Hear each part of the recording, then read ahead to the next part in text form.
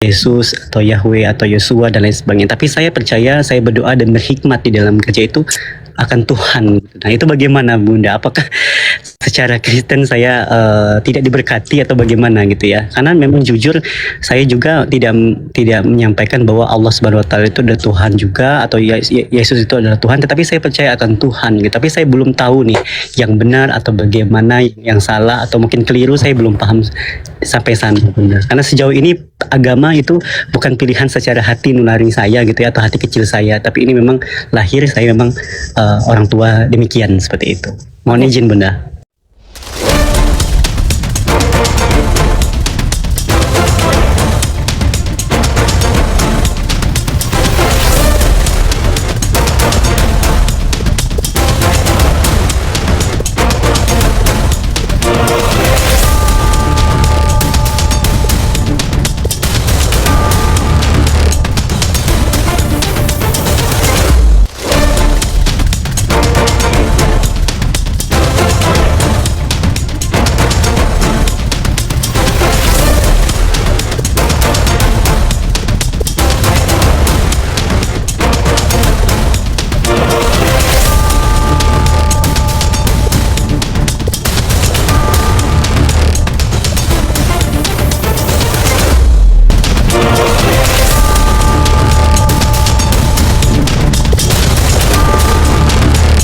Assalamualaikum warahmatullahi wabarakatuh.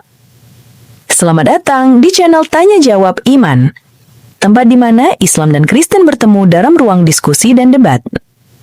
Di sini, setiap argumen akan diuji dengan dalil, logika, dan kejujuran berpikir. Para apologet Islam akan menjelaskan kebenaran agama Islam dengan hujah yang kuat, sementara pihak Kristen akan bertanya dan berusaha mempertahankan keyakinannya dengan cara mereka. Ini bukan sekedar diskusi dan debatan, melainkan pembelajaran iman dan logika yang membuka mata kita tentang siapa Tuhan sebenarnya dan bagaimana manusia memahami wahyunya. Nah, singkat kata, mari kita lihat video sekarang. Yesus atau Yahweh atau Yosua dan lain sebagainya. Tapi saya percaya, saya berdoa dan berhikmat di dalam kerja itu akan Tuhan. Nah, itu bagaimana Bunda? Apakah secara Kristen saya tidak diberkati atau bagaimana gitu ya? Karena memang jujur saya juga tidak menyampaikan bahwa Allah Subhanahu wa taala itu adalah Tuhan juga atau Yesus itu adalah Tuhan, tetapi saya percaya akan Tuhan gitu. Tapi saya belum tahu nih yang benar atau bagaimana, yang salah atau mungkin keliru, saya belum paham sampai sana Bunda. Karena sejauh ini agama itu bukan pilihan secara hati nurani saya gitu ya, atau hati kecil saya, tapi ini memang lahir saya memang orang tua demikian seperti itu. Mohon izin Bunda diskusinya. Ya. Maaf ya, tadi saya tuh mengapakan JMS. Bibir Nora itu loh kok bisa? Iya, bibir saya terlalu cantik, makanya banyak yang menyukai. Oke, ini saya panggil namanya siapa? Reni dari Deno mana? Maksudnya dari gereja mana? Maaf kalau boleh saya tahu. Iya, saya dari Protestan. Ya, gereja apa, Dek? Gereja apa? Nah itu Bunda, saya Ya, ya saya sampaikan biasanya kepada gereja Bunda mana? juga ya. Jadi Biasanya gereja di mana? kalau di Lampung apa namanya gereja saya ada dua ya Bunda yang sering saya kunjungin itu. Yang pertama, saya dari Lampung. Yang pertama itu, iya betul, karismatik. Itu yang saya sering saya berdoa. Nah, saya jujur ya, kebanyakan yang dari karismatik ini yang alhamdulillah itu yang mencari kebenaran. Kenapa karismatik itu kebanyakan mencari kebenaran? Karena karismatik ini dia tipe peribadatannya itu dia bebas, tidak terikat. Tidak seperti kayak ini GPI, GKPI, tidak seperti HKBP, GKPA ataupun yang di mana di situ ada ikatan dengan sinode, itu mereka itu ada dia punya tata cara ibadahnya. Tapi kalau di karismatik ini ada dia seperti kesaksian-kesaksian rohani yang di mana dalam hidupnya bagaimana dia ketika menerima apa dari Yesus begitu. Nah, saya panggil siapa Dek namanya? Rai atau siapa nih? Namanya siapa? Saya Rehan Bunda. Oh Rehan, oke. Rehan memang Kristen ya Dek ya? Di sini saya maunya diskusi kalau pertanyaan begini saya senang kalau dari memang Kristen ya. Jujur, saya tidak suka yang dari mana mereka itu sudah Islam tetapi mengaku Kristen itu sudah dikatakan murtad. Oke, Rehan dari Dosa Kristen. itu. Iya, Rehan dari Kristen bertanya kepada kita yang Islam. Tadi narasi pertama begini, saya mengikuti orang tua saya, makanya mau tidak mau saya harus mengikuti apa yang dianut oleh orang tua saya. Islam itu dek berakal dulu baru beriman. Beda dengan yang di luar dari Islam, beriman dulu. Artinya apa? Botol kecap pun bisa kamu jadikan Tuhan. Itu iman. Ini kita bicarakan iman. Kalau kita bicarakan akal, pantaskah botol kecap dijadikan Tuhan? Nah, itu kalau akal. Nah, iman di dalam kekristenan, Yesus adalah Tuhan. Kalau di dalam Islam, pantas nggak manusia diberi gelar Tuhan? Bukan Tuhannya yang tidak bisa menjadi manusia. Ada kemustahilan bagi Tuhan. Apa itu? Kemustahilan bagi Tuhan ketika Tuhan itu memiliki sifat kemahaan. Apakah maha besar dia jadi kecil? Kalau sudah dikatakan maha besar, tidak mungkin dia akan jadi kecil. Ketika dia memiliki sifat maha suci, tidak mungkin dia akan menjadi tidak suci. Makanya gelar Tuhan tidak bisa dinisbatkan kepada manusia. Ini yang menggunakan akal. Makanya Islam itu berakal dulu baru beriman. Pantas nggak Tuhan itu mau disamakan dengan makhluk sementara Tuhan pencipta makhluk? Makanya di dalam Al-Quran Tuhan tidak bisa disamakan dengan makhluk. Kalau disamakan dengan makhluk, apa bedanya saya dengan Tuhan? Tuhan Maha Kuasa. Berarti dia bisa melakukan apa saja yang dia kehendaki. Bahkan kepada manusia untuk mencabut nyawa manusia dia bisa. Karena dia yang menghidupkan manusia. Inilah kekuasaan Tuhan. Tuhan Maha melihat, apakah Tuhan harus punya mata? Mata kita ada dua, hanya bisa menatap di depan kita. Kita tidak bisa menatap ke belakang. Kita harus menoleh ke belakang. Bagaimana dengan orang yang buta? Makanya Tuhan tidak bisa disamakan dengan makhluk. Karena makhluk itu, dia tuh terbatas oleh ruang dan waktu. Ada saatnya manusia akan mati. Terbatas ruang, manusia tidak bisa menjangkau melebihi dari pandangannya. Nah, ini makanya dikatakan di dalam Islam berakal dulu, baru beriman. Kalau dikatakan Rehan tadi, saya mengikuti ibu saya dengan bapak saya yang dimana mereka itu adalah keluarga Kristen. Saya pun juga demikian. Ibu dan bapak saya adalah keluarga Kristen. Nenek moyang saya juga Kristen. Kenapa saya masuk Islam? Karena ini sudah bekerja. Ketika akal sudah bekerja, semua yang kita dapat dari ajaran-ajaran kita yang sekarang, ini membilangkan Rehan ya, masuk akal atau tidak? Tuhan menjadi manusia. Tuhan mati. Tuhan digebukin. Oh, itu kemanusiaannya, Nora. Lah, bukankah kemanusiaannya ini diberi gelar Tuhan? Bukankah Tuhan ini memiliki sifat kemahaan? Apakah sifat kemahaan itu pantas diberikan kepada manusia yang dimana manusia bisa mati? Yang namanya makhluk hidup pasti akan mati. Pantas nggak makhluk hidup itu diberi gelar Tuhan? Makanya akal yang mulai bekerja. Ketika akal mulai bekerja, mencari tahu kebenaran. Oh, ini sudah tidak beres. Sejak kapan Yesus itu punya agama loh. Jangan katakan Yesus itu ateis. Sebab dia berdoa kepada Bapaknya. Ya Bapa, aku mengucap syukur kepadamu. Kaulah Tuhan langit dan bumi. Bahkan Yesus membangkitkan Lazarus, dia berdoa dulu. Ya Bapa, aku mengucap syukur kepadamu karena engkau selalu mendengarkan aku. Yesus berdoa loh. Yesus di Taman Getsemani dia berdoa, dia sujud kepada Bapaknya ketika di dalam Yohanes 17 nomor 9. Aku berdoa untuk mereka, bukan untuk dunia aku berdoa. Fix, Yesus berdoa. Di mana ada pula Tuhan berdoa?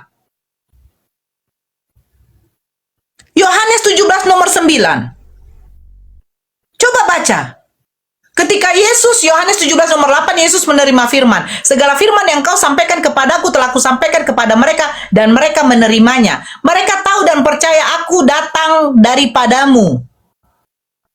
Aku berdoa untuk mereka, bukan untuk dunia aku berdoa. Yohanes 17 nomor 9, Yesus berdoa. Di Taman Getsemani, Yesus berdoa. Tuhan kok berdoa?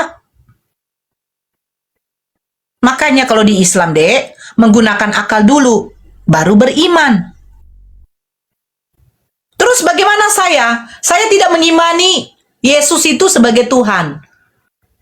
Saya tidak tahu nama Tuhan saya ini siapa, mau Yesua, atau Elohim, atau Yahweh. Intinya saya punya Tuhan. Saya ke gereja berdoa kepada Tuhan. Sejak kapan Yesus mengenalkan Kristen? Sejak kapan ada agama Kristen? Kristen ini agama atau bukan? Karena yang namanya agama itu aturan, larangan, perintah, syariat yang dibawa oleh seorang nabi yang disampaikan oleh Tuhan kepada manusia. Itu agama. Agar apa? Agar manusia ini yang berakal ini bisa hidup sesuai dengan aturan Tuhan. Itu agama. Agama itu mengatur manusia agar tidak kacau. Kenapa bisa tidak kacau? Coba secara logika, Rehan. Apakah kamu boleh nikah sama ibumu? Apakah kamu boleh menikah sama saudara kandungmu? Tidak. Oh, tidak boleh. Loh, sekarang di mana Yesus mengajarkan, Rehan, diharamkan bagi kamu menikahi ibu kandungmu? Gak ada. Kalau kamu ambil di dalam bilangan, kalau kamu ambil di dalam imamat, sekarang pertanyaan saya, hukum Taurat ini untuk manusia atau untuk Bani Israel? Jelas dikatakan, hukum Taurat itu kepunyaan Bani Yakub. Bani Yakub itu 12 suku bangsa Israel. Hukum Taurat diberikan kepada Musa hanya untuk Bani Yakub. Bukan untuk semua manusia. Bahkan nenek moyangnya Bani Yakub itu tidak bisa. Tidak ditetapkan untuk mengikuti hukum Taurat. Abraham mengikuti hukum Taurat. Tidak ada. Hanya ketika adanya Bani Yakub, keturunan dari Yakub, hukum Taurat itu berlaku. Sampai kepada Nabi Isa diangkat ke langit, hukum Taurat sudah tidak berlaku. Terus yang berlaku hukum mana? Yang berlaku hukum yang dibawakan oleh Nabi Muhammad SAW yang termaktub tertulis di dalam Al-Quran. Makanya dikatakan Al-Quran sebagai kitab petunjuk bagi manusia. Bukan Injil, bukan Taurat, bukan Zabur. Zabur, Injil, Taurat bukan kepada manusia, hanya kepada Bani Israel. Terus kenapa Al-Quran dikatakan sebagai pelengkap? Ya betul. Coba, apakah tercatat di dalam kitab-kitab para nabi dikatakan batasan untuk poligami? Satu saja kita ambil contoh. Batasan poligami itu hanya tercatat di dalam Al-Quran. Nikahilah 2, 3, 4 wanita yang kamu senangi. Tapi kalau kamu tidak bisa berlaku adil, lebih baik satu saja. Batasan sampai 4 kalau di dalam Islam. Terus bagaimana ajaran Nabi Isa, Nabi Musa dengan Nabi Daud, nabi-nabi terdahulu? Adakah batasannya? Nggak ada batasannya. Al-Quran membatasi. Al-Quran memerdekakan budak. Semenjak datangnya Nabi Muhammad SAW tidak ada perbudakan. Cari saja. Di mana berlaku ketika ada Nabi Muhammad SAW ada perbudakan? Perbudakan itu dibebaskan, dilepaskan. Tidak ada boleh lagi ada budak-budak. Karena apa? Sebelum datangnya Nabi Muhammad SAW, budak-budak itu tidak diperlakukan secara manusiawi. Ngeri dulu. Para budak-budak itu bagaimana disiksa itu ngeri kali. Ngeri sekali loh. Datangnya Nabi Muhammad SAW itu memerdekakan para budak-budak dan meniadakan para budak-budak. Bahkan Al-Quran sendiri, ya, itu mengharamkan perkawinan mut'ah. Jangan kalian pikir perkawinan mut'ah itu ada di dalam Islam.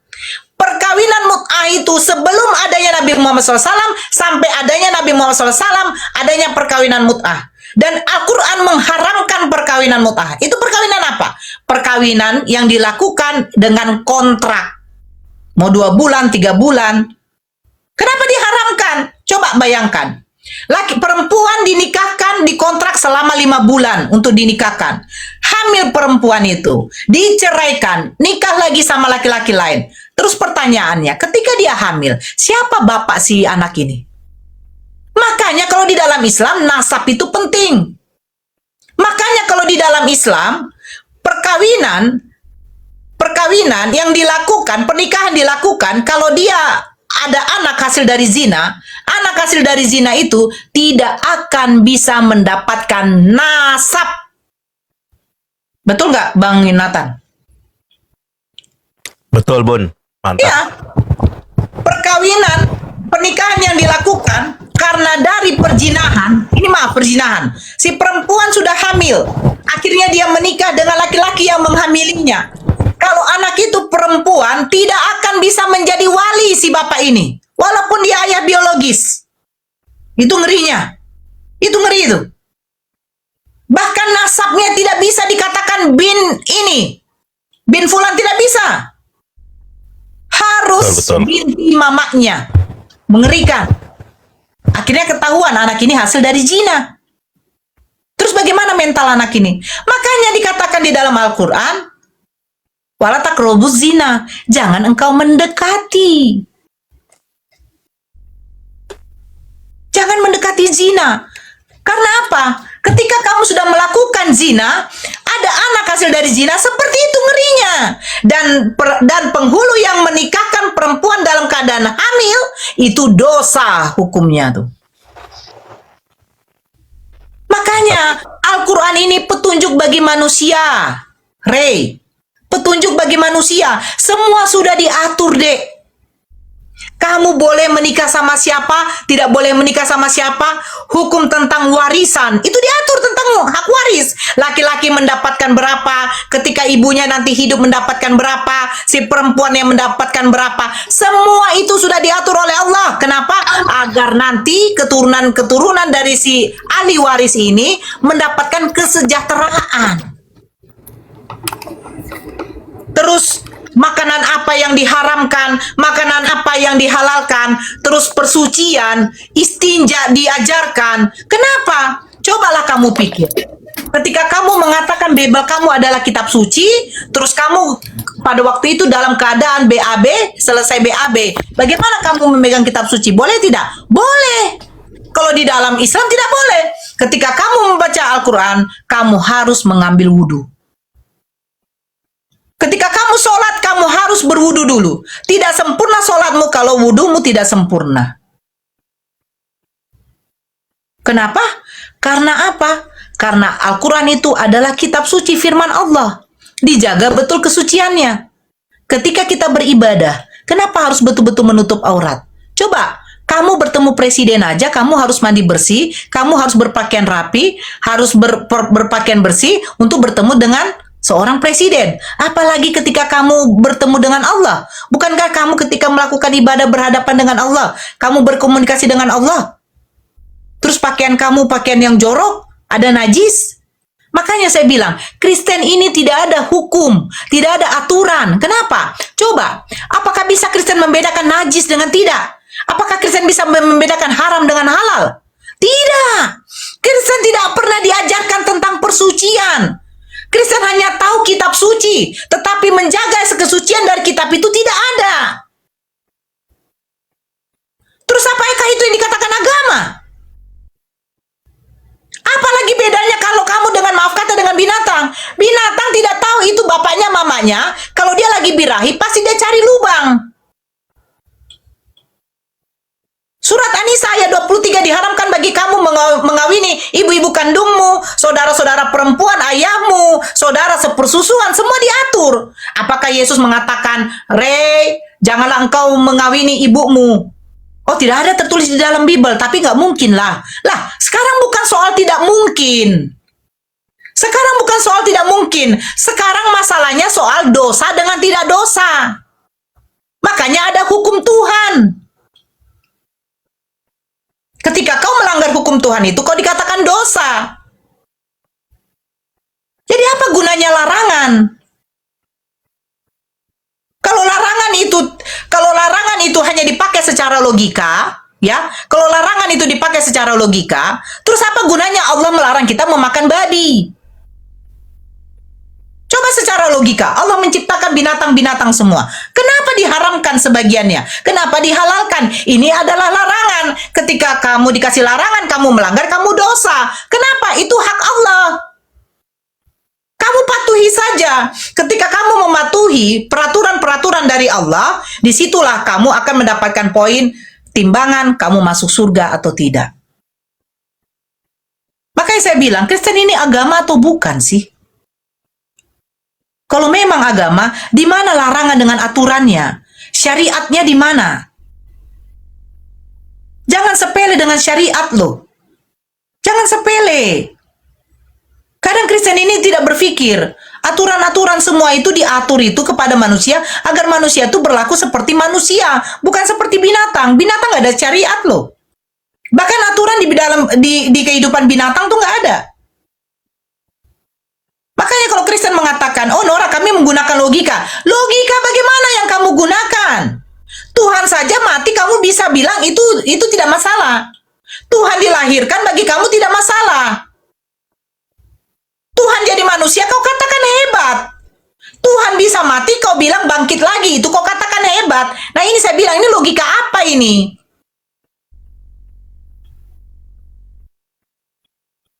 Jadi Rehan itu berpikir begini, Rehan. Saya mengikuti orang tua saya, betul. Kamu mengikuti orang tua kamu.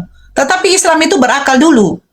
Ketika kamu mengikuti orang tua kamu, agama orang tua kamu, di mana agama orang tua kamu itu tidak masuk akal, saudaraku. Tidak masuk akal. Tuhan bisa mati. Tuhan diarak, digebukin, ditampar, diludahin. Tuhan mengatakan aku tidak dapat berbuat apa-apa dari diriku sendiri. Ini Tuhan apa? Kamu ke gereja atas perintah siapa? Di mana Yesus mengajarkan perintah ke gereja? Ingatlah dan kuduskanlah hari Sabat. Ingat dan kuduskanlah hari Sabat hanya berlaku untuk orang Yahudi, bukan untuk Bani Kristen. Silakan deh. Baik, makasih Bunda penjelasannya. Oke, saya izin diskusi ya Bunda, karena saya tidak mengklaim agama manapun gitu. Tapi karena posisi saya adalah Kristen, maka saya akan fokus ke agama saya gitu.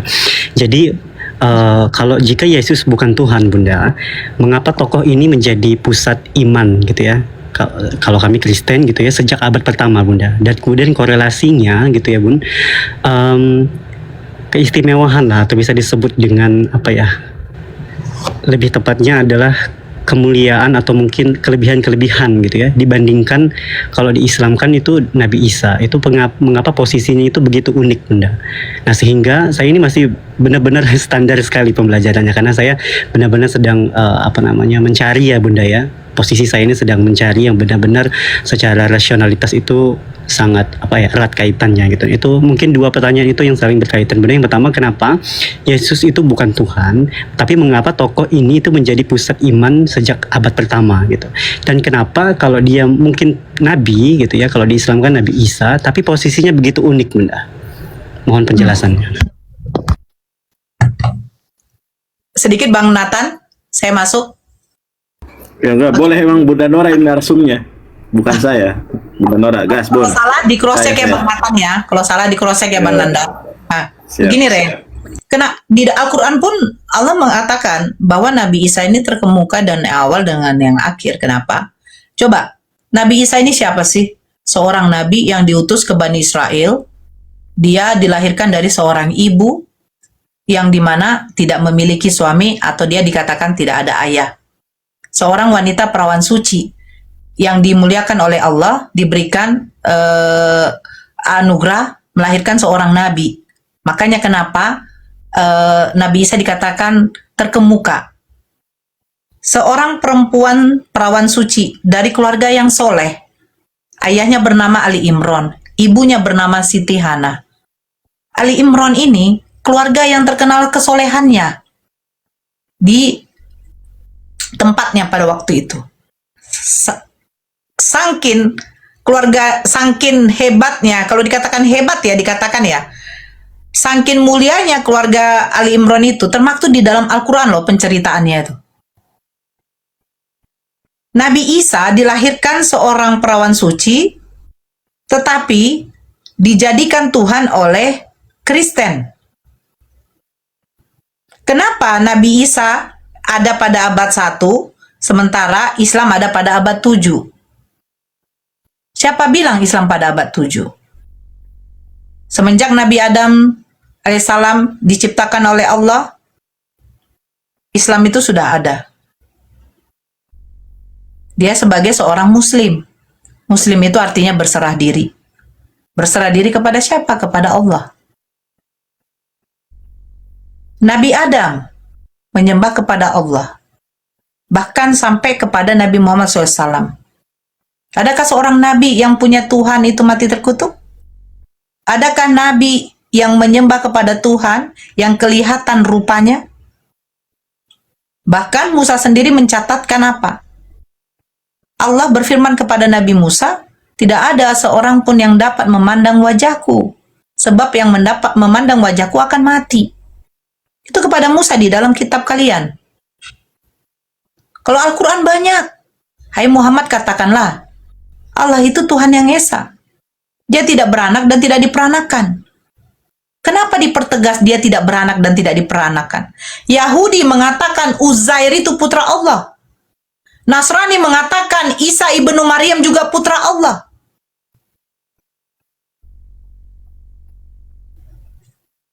Makanya itu, kenapa Nabi Isa itu terkemuka di awal? Ya karena ini ceritanya.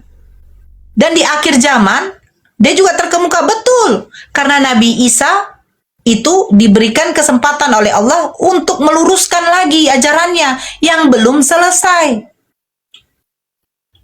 Agar mengajak umatnya menyembahnya kepada Allah. Siapa umatnya? Bukan Kristen. Sejak kapan Kristen menjadi umatnya Nabi Isa alaihissalam? Umatnya Nabi Isa alaihissalam itu adalah Bani Yahudi, Bani Israel. Matius 15 nomor 26. Aku diutus hanya untuk domba-domba yang hilang dari umat Israel.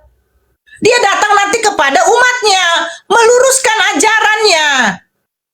Bahwa hanya menyembah kepada satu Tuhan, yaitu Allah. Yohanes 17 nomor 3. Hidup yang kekal itu bahwa engkau mengenal satu-satunya Allah itu Tuhan yang benar. Dan Yesus Kristus adalah utusan. Bukan datang untuk ke Bani Kristen.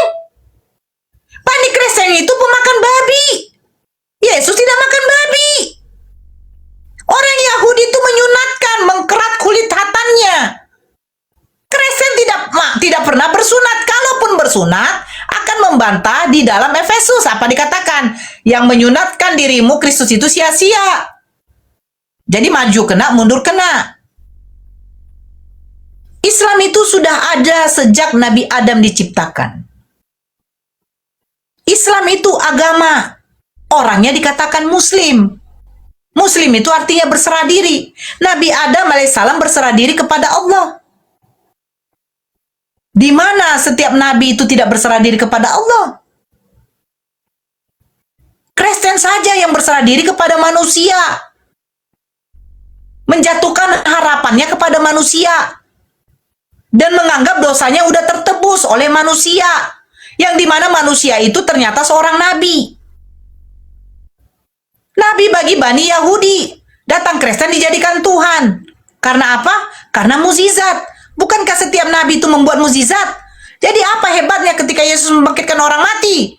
Tulang belulangnya Elisa saja bisa membangkitkan orang mati. Setiap nabi itu diberikan mukjizat. Itu dari Allah. Bukan dia bisa membuat mukjizat. Dengar, mukjizat itu hanya kepada nabi dan rasul. Tapi kalau kebesaran, kekuasaan, penciptaan itu hanya dimiliki oleh Tuhan. Yesus bisa membuat mukjizat, merubah air menjadi anggur. Merubah air menjadi anggur. Apakah Yesus bisa menciptakan air? Tidak.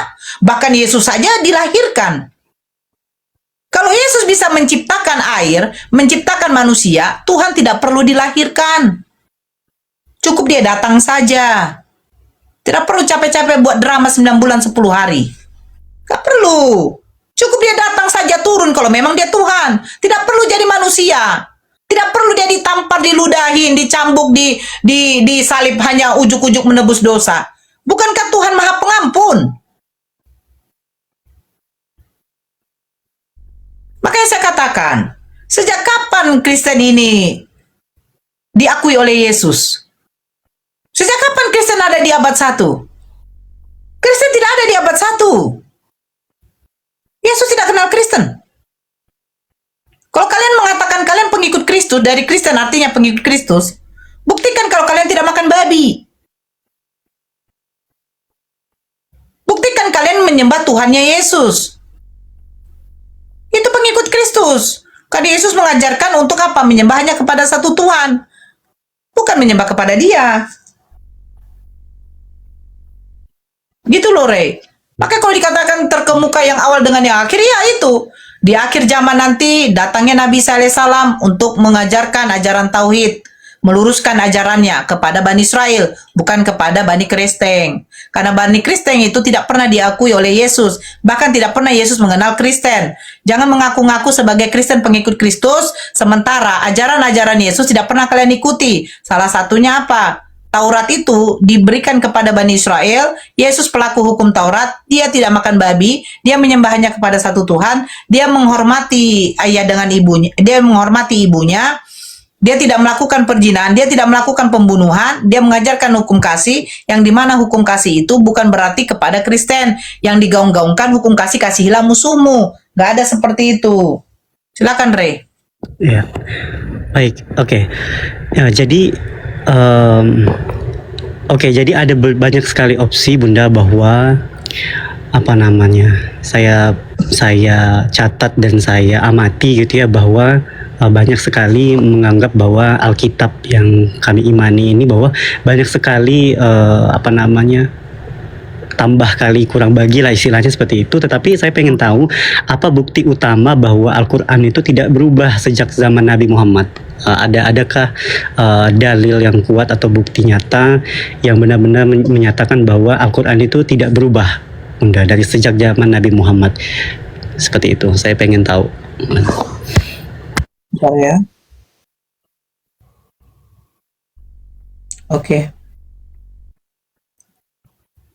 Kalau kita pergi ke manuskrip, itu sudah terlalu jauh ya Bang Nandar ya. Tapi ini saja satu ini yang mau saya apakan. Surat Al-Baqarah. Surat Al-Baqarah. Ayat, sebentar.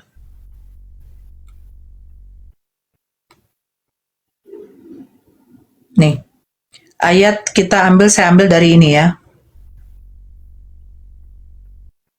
Dua-dua dulu ya. Izin Bunda, saya mau buka juga Bunda di Al-Baqarah. Al-Baqarah ayat 22 dengan 23. Saya bacakan ya.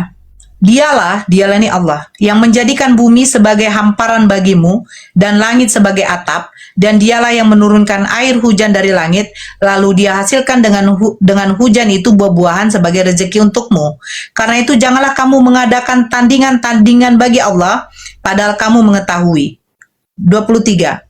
Dan jika kamu meragukan Al-Quran yang kami turunkan kepada hamba kami Muhammad, maka buatlah satu surah semisal dengannya dan ajaklah penolong-penolongmu selain Allah jika kamu orang-orang yang benar.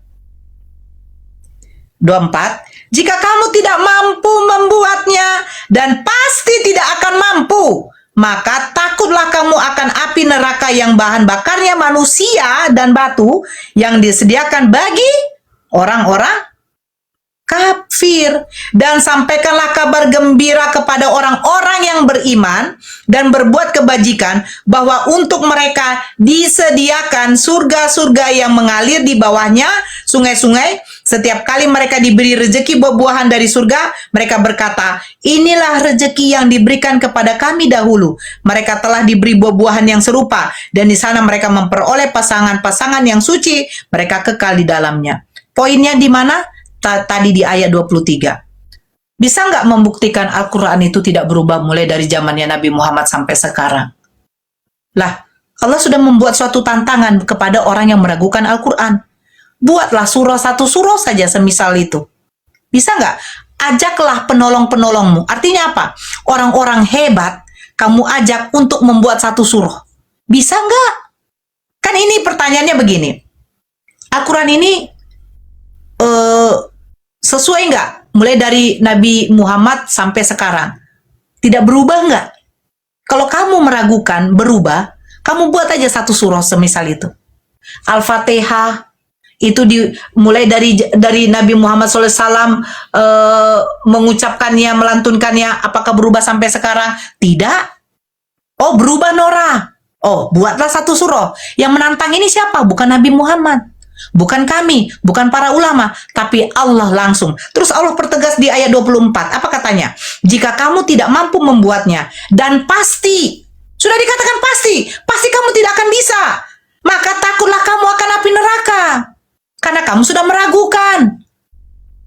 Kalian mengingkari. Nah, ini orang-orang yang seperti itu dikatakan apa?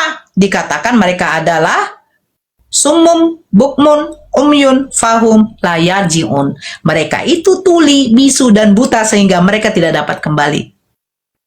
Orang-orang yang mengingkari Al-Quran itu mereka adalah orang-orang yang tuli, buta. Dan ketika Allah menutup mata hati mereka, menutup pikiran mereka, logika mereka, sesungguhnya orang-orang itu adalah orang-orang merugi. Dan mereka merujuk kepada siapa? Kepada orang kafir. Makanya Allah katakan, takutlah kamu. Sebenarnya yang menjadi bara api itu adalah manusia. Siapa manusia itu? Manusia itu adalah orang kafir, orang-orang yang menyekutukan Allah. Karena di dalam surat An-Nisa ayat 48 Allah berkata apa? Semua dosa-dosa diampuni oleh Allah kecuali dosa musyrik. Dosa menyekutukan Allah. Namanya api, itu harus ada yang menghidupkan. Yaitu apa? Harus ada baranya. Baranya siapa? Baranya Allah sudah katakan. Bara api neraka itu adalah manusia. Siapa manusia itu ya Allah? Manusia itu adalah orang-orang kafir, orang-orang yang menyekutukan Allah. Terus siapa yang akan ditempatkan di neraka paling bawah? Yaitu adalah orang-orang munafik. Yang dimana lisannya mengatakan bahwa dia adalah menyembah kepada Allah, tetapi hatinya tidak. Allah sudah memberikan tantangan kepada orang-orang yang meragukan Al-Quran. Contoh Rehan. Bisa nggak buktikan bahwa Al-Quran itu tidak berubah? Saya akan katakan tidak. Oh, sudah berubah. Rehan, buktikan satu surah saja. Yang dimana berubah di situ. Allah sudah menantang. Kalau kamu tidak bisa, dan pasti memang kamu tidak bisa, takutlah kamu dengan api neraka. Sebab, bara-bara dari untuk menghidupkan neraka itu, adalah orang-orang kafir, orang-orang yang mengingkari ayat-ayat Allah. Silakan, Dek. Bang Nathan, kalau mau nambah silakan Bang Nathan. Bang Nandar. Gas, Bunda, udah cukup, mantap. Biar otaknya gak kebul otaknya. Lanjut, silakan, Ray. Oke, Bunda. Jadi kalau saya nangkep secara akal sehat dan rasionalitas itu sangat baik ya Bunda, ya saya mengakui itu gitu. Jadi apa namanya sangat sebenarnya di ayat itu saya coba pahami kata-katanya memang benar-benar mutlak gitu ya, tidak ada koma atau mungkin janggalan gitu ya, jadi memang benar-benar mutlak. Tetapi yang pengen saya konkretkan lagi bahwa hukum-hukum yang ada di Islam itu secara korelasinya di zaman sekarang ini istilahnya masih dalam kesuciannya kah gitu Bunda. Dalam arti gini, hukum-hukum yang disampaikan di dalam Al-Quran itu otomatis kan itu pada zaman-zaman ini Bunda ya. Tetapi untuk korelasinya di zaman sekarang itu apakah masih benar-benar berlaku Bunda? Kalaupun iya, contoh kecilnya apa Bunda? Gitu. Itu pengen saya tahu. Hukum yang berlaku. Yang ada di hukum yang berlaku Bunda. Ya. Oke. Contohnya untuk berlaku. Manusia ya Bunda. Ya. Ini contoh, ini gini ya, hukum yang berlaku di zamannya Nabi Musa, kita katakan hukum Taurat itu kepada zamannya Nabi Musa ya, dengan Nabi Isa, kitab Injil membawa. Hukum salah satunya itu soal makanan. Di zamannya Nabi Musa itu banyak larangan makanan. Ada sebagian yang sudah dihalalkan oleh Allah, contoh unta, ya kan, lele. Tapi babi tetap diharamkan. Yang bertaring tetap diharamkan. Yang berkuku belah tetap diharamkan. Yang hidup di dua alam tetap diharamkan. Nah, itu salah satunya. Yang kedua, yang tadi saya katakan, hukum dalam pernikahan. Poligami. Tidak bisa Kristen itu membantah. Kalau mau membantah soal poligami, tunjukkan data di mana tidak boleh menambah istri. Kalau dicari ayat, kalau dikatakan ayat, apa yang dipersatukan Tuhan tidak boleh diceraikan manusia, sejak kapan poligami menceraikan? Poligami itu menambah, bukan mengurangi. Ingat, poligami itu menambah bukan mengurangi. Kalau ada orang yang menentang poligami itu kebodohan. Kenapa? Dia tidak mau menambah istri tapi menambah Tuhan mau. Itu heran saya. Menambah istri katanya zina. Haram hukumnya. Menambah Tuhan bagi kamu enak. Mati satu Tuhan, ada Tuhan berikutnya. Saya heran. Menambah istri tidak boleh, menambah Tuhan mau. Ini makanya saya bilang Kristen ini suka-sukanya. Maaf Rehan, Kristen ini suka-sukanya. Menambah Tuhan mau. Menambah istri haram. Kasihan dong istri kami nanti kalau kami poligami, Nora. Sakit hatinya, Nora. Nah Tuhan kamu, apa dikatakan? Jangan ada padamu ilah-ilah lain di hadapanku. Jangan sujud menyembah atau beribadah kepadanya. Jangan membuat bagimu patung atau yang menyerupai apapun. Terus kalian pakai di leher kalian salib-salib ini apa? Gak simbol. Itu simbol namanya. Makanya saya bilang, ada hukum dari Tuhan, jangan ada padamu ilah lain, jangan membuat bagimu patung yang menyerupai apapun. Kalian buat. Giliran mau poligami, kalian katakan, Nora, kasihan kali nanti istri kami, Nora. Perempuan nanti dizolimi, Nora. Lah, kau pikir Tuhan kamu diduakan gimana perasaannya? Ini maksud saya. Tuhan saja tidak mau diduain, sakit hatinya. Giliran Tuhan memberikan kalian, ya, hak untuk menambah istri karena ada sesuatu di dalam rumah tangga itu, kalian katakan, saya masih memikirkan perasaan istri saya. Hey, jangan munafik. Istri kamu tidak bisa melayani kamu sampai 10 tahun karena ada penyakitnya. Terus kamu mau buang peju kamu di mana?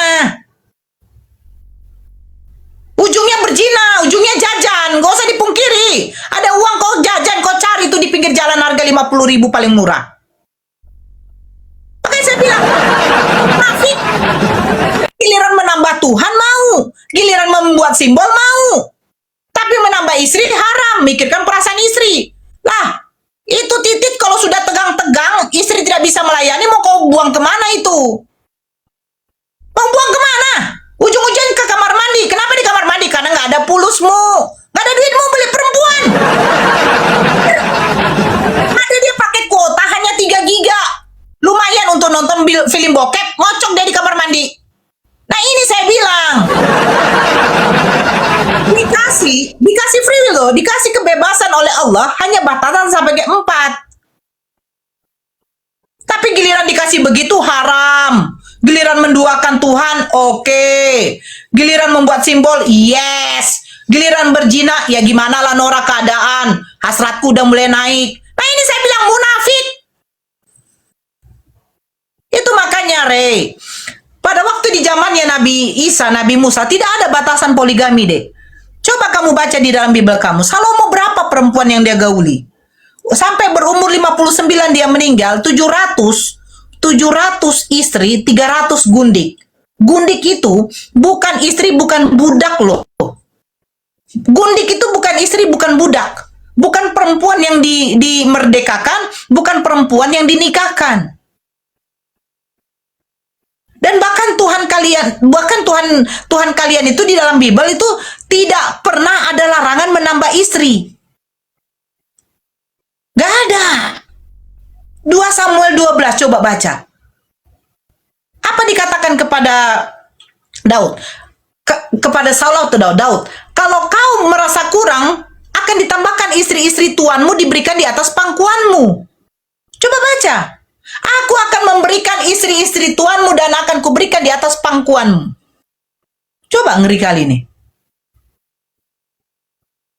Terus perbedaannya apa?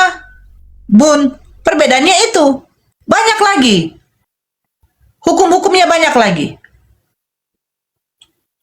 Nah, makanya dikatakan Al-Quran itu datang untuk menyempurnakan. Artinya apa? Hukum-hukum terdahulu yang diberlakukan kepada Bani Israel, sekarang diberlakukan juga kepada semua manusia. Tetapi ada yang kepada Bani Israel itu tidak berlaku lagi kepada nanti semua manusia, yang dimana ketika Nabi Muhammad SAW diutus sebagai Nabi.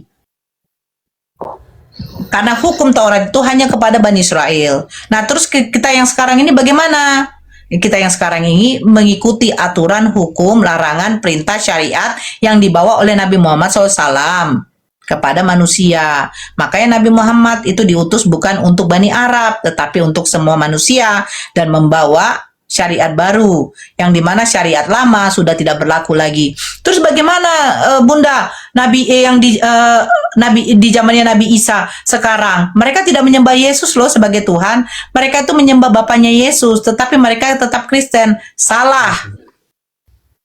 Salah dikatakan. Kenapa? Allah sudah mengatakan, taatilah Allahmu, taati juga Rasulmu. Siapa Rasul itu? Nabi Muhammad SAW. Bagi orang yang sudah mendengarkan tentang kedatangan Nabi Muhammad SAW tetapi tidak beriman kepada Nabi Muhammad SAW sebagai Rasul Allah, mereka dikatakan kafir. Walaupun mereka tidak menyembah Nabi Isa. Karena syariat Nabi Isa udah selesai ketika Nabi Isa terangkat ke langit. Datanglah Nabi Muhammad SAW membawa syariat baru. Di situ ditegaskan, ikutilah Nabi Muhammad SAW sebagai Rasul Allah, taatilah perintah Allah dan sembah hanya kepada Allah. Dan bagi orang yang sudah mendengarkan Nabi Muhammad SAW sebagai Rasul Allah dan tidak beriman kepada Nabi Muhammad SAW sebagai Rasul Allah, dikatakan kafir. Oke.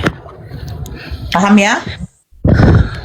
Paham Bunda. Terakhir Bunda, At-Taubah ayat 31 Bunda. Ini saya masih sangat objek-objek yang di dalam At-Taubah ayat 31 itu benar-benar membuat saya masih bertanya-tanya gitu, karena erat kaitannya dengan Alkitab yang kami imani Bunda. At-Taubah ayat 31, silakan. Ya. Apa yang mau ditanyakan? Iya, jadi di situ kan ada objek ya Bunda ya yang disampaikan oleh ayat tersebut, bahwa mereka menjadikan orang-orang alim, alim dan rahib-rahib mereka sebagai Tuhan selain Allah, dan juga mereka mempertuhankan Al-Masih putra Maryam, padahal mereka hanya diperintahkan menyembah Tuhan yang Maha Esa, tidak ada Tuhan selain Dia dan Maha Suci Dia dari apa yang mereka persekutukan ya Bunda. Itu kan jelas ya Bunda. Tapi yang menjadi pertanyaan saya bahwa kenapa di ayat tersebut yang disinggung adalah Al-Masih Bunda, dan juga konotasinya terhadap rahib-rahib tersebut yang adalah jelas manusia gitu ya, itu tentu salah kalau mereka mentuhankan itu. Tetapi yang harus dituhankan itu kan di situ adalah Allah katanya kan.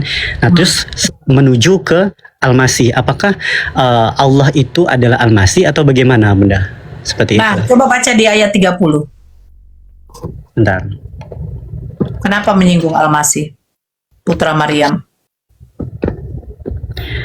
Kalau ayat 30-nya itu orang-orang Yahudi berkata Uzair?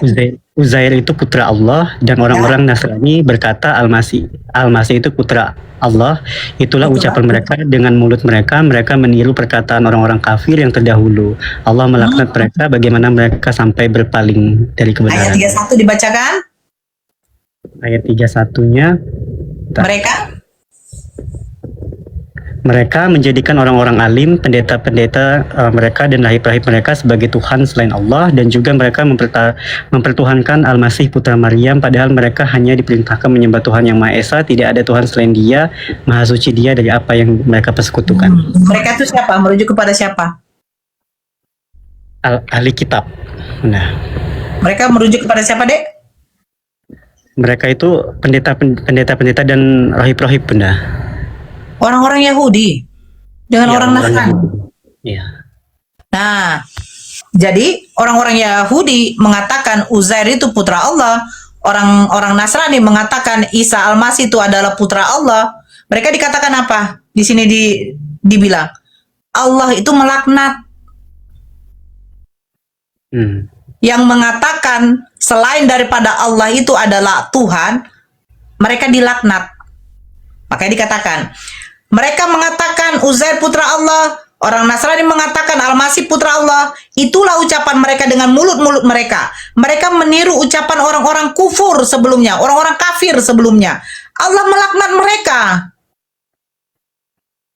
Yang mengatakan Isa putra Maryam itu adalah Allah, Allah melaknat. Yang mengatakan Uzair juga putra Allah, Allah melaknat. Karena di dalam surat At-Taubah ayat 31 sudah diperjelas lagi di situ.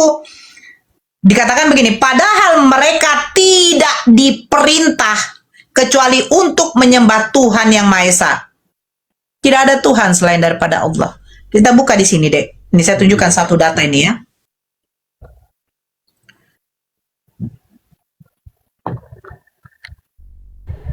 Nih, coba buka di dalam surat Al-Maidah ayat 116. Bentar. Ini Allah sendiri yang bertanya kepada Nabi Isa. Al-Maidah ayat 116.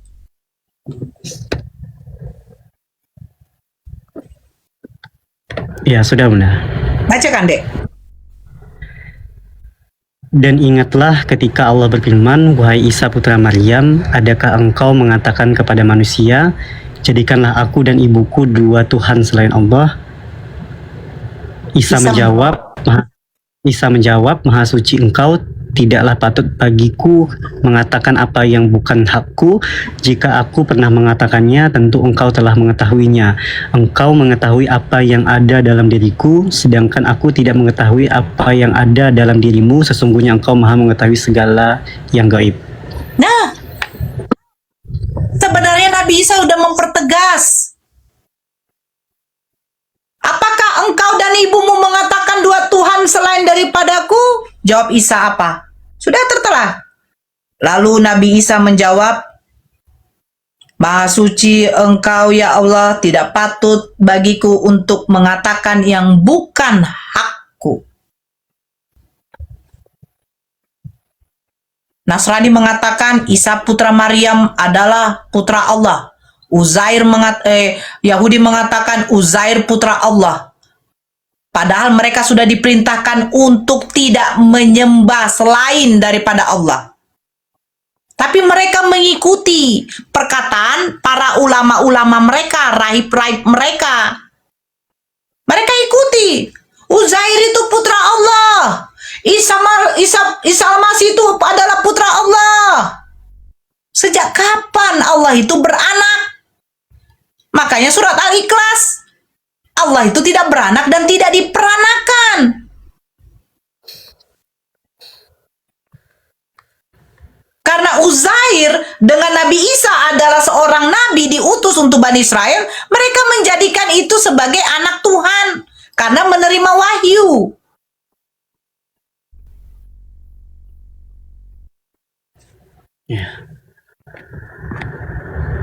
Jadi,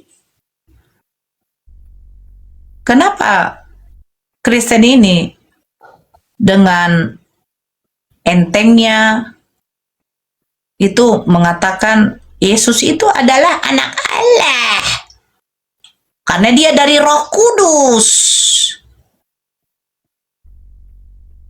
Iya. Coba deh pikir deh. Al-Quran sudah menjelaskan surat Al-Maidah ayat 116. Allah sendiri langsung bertanya kepada Nabi Isa. Allah sendiri berfirman kepada Nabi Isa bertanya, ngeri loh. Ini seperti begini, saya diberikan uang 200 juta untuk dikasihkan kepada rakyat. Terus saya ditanya ini sama Pak Prabowo, Ibu Nora, apakah uang 200 juta itu kau gunakan untuk kau jalan-jalan ke Eropa berbulan madu dengan gondrong, katanya. Ngeri kan? Ngeri nih. Karena dia sudah dikasih amanah untuk rakyat. Tapi kau bulan madu pula kau sama gondrong kan? Kurang ajar kau ini kan begitu. Terus apa dikatakan Nabi Isa? Maha suci engkau ya Allah. Tidak patut bagiku untuk mengatakan yang bukan hakku. Ini sebenarnya suatu catatan, warning ini sebenarnya bagi Kristen. Ketika Kristen menjadikan Isa ibnu Maryam atau Yesus Kristus sebagai Tuhan, sementara Allah sudah langsung bertanya kepada Nabi Isa, apakah engkau dengan ibu mengatakan dua Tuhan selain daripadaku? Ini ngeri kali. Ini pertanyaan mengerikan ini. Makanya Nabi Isa kalau jadi Nabi Isa ketika ditanya begitu tuh langsung kayak ketakutan betul deh. Wah suci engkau ya Allah, tidak patut bagiku. Itu sudah takut itu. Tidak berani itu. Datang Kristen, oi, dengan megapnya, nabi-nabi diutus kepada Bani Israel di Bun-Bun. Ya, dengar ya, Ray. Nabi-nabi, paling banyak nabi diutus kepada Bani Israel. Kenapa? Karena Bani Israel ini tegar tengkuk. Dimuliakan semua dari keturunan Abraham loh. Dimuliakan oleh Allah. Keturunan dari Nabi Ismail itu dimuliakan sebenarnya. Keturunan dari Nabi Ishak dimuliakan sebenarnya. Karena bangsa-bangsa ini ada pada zamannya Nabi Abraham, Nabi Ibrahim. Datang Bani Israel, betul-betul adalah dia itu adalah bangsa yang dipilih oleh Allah, tetapi dengan tegar tengkuknya, ya, akhirnya membuat apa? Membuat Allah itu jadi berpaling muka. Tidak mau lagi. Mereka katakan Uzair putra Allah. Mereka katakan Nabi Isa juga putra Allah. Makanya Allah melaknat mereka ini. Datang Kristen apa? Bangsa Yahudi, Bani Israel diutus oleh Allah, nabi-nabi banyak di sana di Bun-Bun. Datang Kristen. Kristen diutus nabi dijadikan Tuhan, Tuhannya yang di Bun-Bun. Begitu Rehan, coba pikir. Bani Israel didatangi banyak nabi dibunuh. Datang Kristen mengambil nabi dari Bani Israel dijadikan Tuhan, dibunuh juga. Jadi apa hebatnya? Apa hebatnya? Giliran kita menyelamatkan nama dari Nabi Isa, menyelamatkan Yesus agar Yesus tidak dikatakan terkutuk, sebab simbol salib itu adalah simbol kutuk. Galatia 3:13. Sebab pada tertulis, terkutuklah yang digantung pada tiang. Orang yang digantung pada tiang salib itu dikutuk. Datang Islam, Al-Quran menyelamatkan nama Yesus, mereka tidak terima. Oh tidak Nora, Yesus itu harus disalibkan. Kalau tidak disalibkan dosa kami tidak ditebus. Kutu kipret memang apa kalian ini? Kenapa saya bilang kutu kipret? Cobalah. Kalau saya katakan, hey istri kau tuh berzina, istri kau tuh seorang pelacur. Datang ada orang lain mengatakan, oh tidak, istri kamu tuh wanita baik. Tapi tidak mau, si suami ini tetap, enggak, istri saya ini seorang pelacur. Biar apa? Biar bercerai. Oh enggak, Yesus harus disalibkan. Kenapa? Ya kalau tidak disalibkan dosa kami tidak tertebus. Enak aja kalian berbuat dosa, kalian berzina, mencuri, membunuh. Datang Yesus harus menebus dosa kalian. Memang betul-betul Kristen ini enak kali ya. Gereja tidak ke gereja, duduk di rumah, minum, dosa kami udah tertebus. Mati kami akan masuk surga Nora. Emang kalian ini ya. Kalian ini memang betul-betul umat Jos. Makanya saya bilang, kalian ini bukan suku Israel, tapi kalian suku cadang. Mending suku cadangnya original, kalian KW pula. Nah ini saya bilang, mereka tuh senang, kalian tuh hidup sudah senang loh dek. Ke gereja dosa, ada perintah nggak? Nggak ada Nora. Kalau nggak ke gereja, berdosa nggak? Nggak berdosa Nora. Intinya kami memuliakan Tuhan kami dari hati. Yesus mati di kayu salib untuk apa? Menebus dosa kami Nora. Jadi kalian mati masuk surga? Masuk surga. Enak betul hidup kalian itu. Tidak ke gereja, duduk di lapo tua, minum, menongkrong, mati masuk surga. Kalian pikir Tuhan ini menciptakan kalian ini hanya untuk nongkrong, duduk, dari hati aja memuji Tuhan, ya? Pokoknya hati kami tetap menerima Yesus sebagai Tuhan, memuji Dia. Terus melakukan ibadahnya gimana? Ya kalau kami mau ke gereja, ya ke gereja. Kalau tidak, ya sudah. Mati masuk tuh surga? Iya, mati masuk surga. Enak kali loh, dek. Makanya saya bilang, jangan kalian masuk Islam. Kalau kalian masuk Islam itu, kalian akan jadi manusia sesungguhnya. Hanya orang yang berakal yang masuk Islam, dek. Di Islam itu diatur semuanya. Dari mulai kau tidur sampai bangun. Masuk WC, keluar WC kau diatur. Cara mencebok pun kau diatur. Apa gunanya diatur cara cebok, Nora? Ya iyalah bagi kalian, setelah kalian beol, kalian lap dengan tisu, aman. Setelah kalian melakukan hubungan jima dengan suami kalian, dengan istri kalian, tidak perlu kalian pun mandi wajib, pergi ke gereja, aman. Ya karena kalian tidak tahu arti persucian. Hantam kromo. Istri kalian haid. Lagi sange. Terus bagaimana? Udah tusbol aja. Orang gak ada larangan kok di dalam Bible. Di mana ada larangan istri dalam keadaan haid jangan kalian gauli?